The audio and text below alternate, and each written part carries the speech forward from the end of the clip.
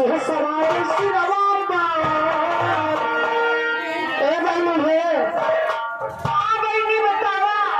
इतना जनी हमारे यूट्यूब से खैर आए हुए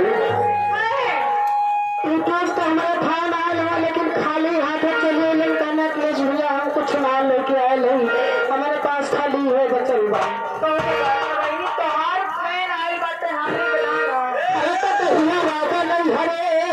छोटल मलिकार क्या बोल भैया बढ़ा था धीरे धीरे मलिकार